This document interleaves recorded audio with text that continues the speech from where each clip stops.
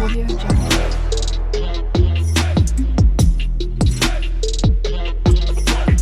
Audio Jungle. Hey everyone, and welcome to The Explainer. Today, we are tackling one of the most absolutely fascinating challenges in modern science, measuring and analyzing ionizing radiation. You know, we're constantly surrounded by this massive universe of energy, and a huge chunk of it is completely, 100% imperceptible to our natural senses. From the rocks deep underground to the ultra-sophisticated tools they use in modern medicine, radioactive materials are giving off energy right at this very second. But how exactly do we know it's there? How do we identify it, measure how intense it is, and actually analyze its energy? Well, that is exactly what we're going to unpack today. It's kind of the ultimate detective story. Seriously, how do you measure something you literally can't see, hear, smell, or touch? The secret is all about tracking the invisible footprint that radiation leaves behind when it bumps into the physical world. Throughout this explainer, we're going to follow what I like to call the journey of a signal. We'll trace a single, completely invisible event, just a microscopic burst of energy, from the exact moment it strikes a physical material to how it gets translated into an electrical pulse, all the way to its final destination as digital data on a scientist's screen. Okay, let's just quickly look at our mental roadmap for today. We're going to hit three main pillars: the physics behind the invisible world, the electronics of how we translate the signal, and finally, the physical hardware and how it actually protects us in everyday life. Let's jump right into that first pillar, decoding the invisible world and laying down the foundation. So the fundamental goal here isn't just knowing radiation is simply there. We have to figure out the very specific characteristics of what we're detecting. To do that, we use spectroscopy. By definition, it's the study of the interaction between radiation and matter to determine energy distribution. But think of it more like this. Different radioactive sources don't just yell out, "Hey, I'm here." They all speak with totally different voices, different pitches, different volumes. Spectroscopy is basically how we learn to speak radiation. By analyzing the exact distribution of energy, we can identify the precise radioactive source. It's literally like matching a fingerprint. Moving right along, let's look at how we categorize all this. The 5 spectroscopies. Now, what's really interesting about this is that not all radiation is the same, right? So we can't just use a one-size-fits-all approach. Every scientific method has to be perfectly tailored to its target. For instance, gamma-ray spectroscopy hunts down highly penetrating gamma rays. This is super essential for things like nuclear medicine and checking the environment. They often use these high-purity germanium detectors for that. Then you've got alpha spectroscopy. Alpha particles don't travel very far at all, but man, they pack a punch. So we use silicon surface barriers to analyze stuff like uranium and nuclear fuel. Then there's beta spectroscopy, which is great for safety and tracer studies using plastic scintillators. X-ray spectroscopy looks at excited atoms. Think of your standard medical imaging. And finally, neutron spectroscopy. This measures the energy of neutrons, which is absolutely critical for monitoring the core of nuclear reactors using specialized helium-3 detectors. Basically, every single type of emission demands its own unique strategy. All right, on to the second pillar, translating the signal and the electronic journey. So we know the different types of radiation and how we study them, but how does an invisible particle bumping into a detector actually become readable data? Well, electronic systems convert radiation-induced signals into measurable electrical outputs. I actually love thinking about this like audio engineering. Imagine you're trying to record someone whispering in the middle of a massive, super noisy concert hall.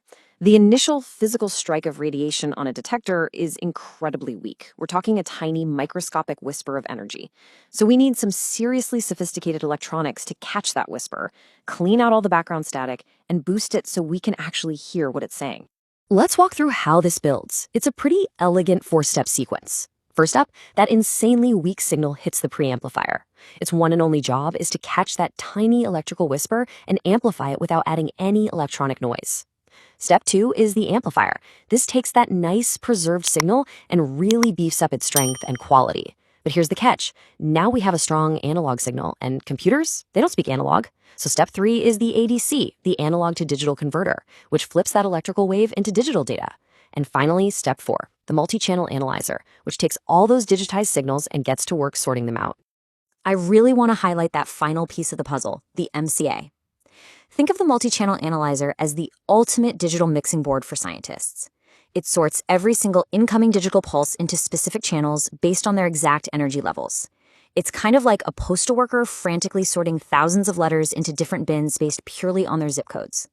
The MCA does exactly this with radiation pulses, accumulating them to build a complete energy spectrum. And that spectrum is the final, readable graphic that tells a scientist exactly what materials are in the room and how much of them are there. Okay, shifting gears to our final pillar, the detection instruments, the actual hardware of discovery. We've covered the physics, we've covered the electronics. Now let's look at the actual microphones we place out in the real world to catch that initial radiation strike. So the crucial point to grasp here is that we have two fundamentally different physical methods to capture an event. On one side, we have gas-filled detectors. These literally measure radiation by scooping up the ion pairs that get produced when radiation rips through a gas-filled tube. On the flip side, we've got scintillation detectors. These are totally different. They rely on special materials, like sodium iodide crystals, that actually emit a tiny flash of visible light when radiation hits them. A photomultiplier tube then catches that light. So in short, gas relies on electrical charge, and scintillation relies on light. Let's zoom in on that gas-filled family for a second, because they are incredibly common.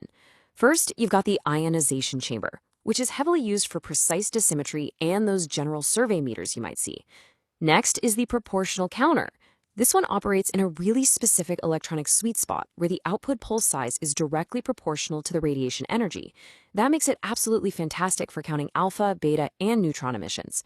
And finally, the famous Geiger-Müller, or GM counter. You've definitely heard its iconic clicking sound in movies, right? It detects radiation through massive gas ionization, which gives off these really large, easy-to-read pulses. It's simple, it's rugged, it's portable, and it is the absolute go-to tool for quick contamination checks out in the field. But, what if you need absolutely flawless, pinpoint precision? Well, that's where semiconductor detectors step in. Instead of messing with gas or light-emitting crystals, they use solid materials, like silicon and germanium, to convert radiation directly into electrical signals. Because you get to skip that intermediate step of creating light or ionizing a gas, semiconductors offer unbelievably high energy resolution.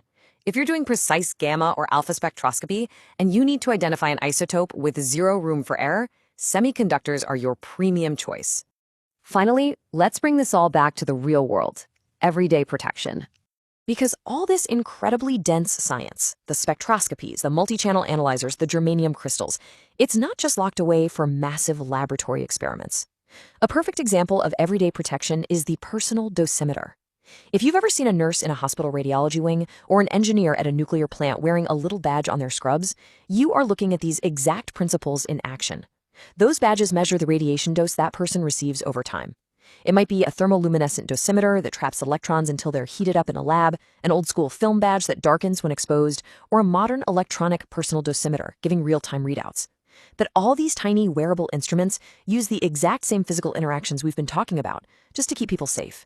Which leaves us with something to think about. We live our whole lives surrounded and shaped by completely invisible forces. So the next time you get a medical scan, or you're flying through airport security, or even just thinking about the environmental monitors checking our air and soil, ask yourself, how are these invisible detectors silently protecting you right now? Radiation detection really is a masterclass in human ingenuity.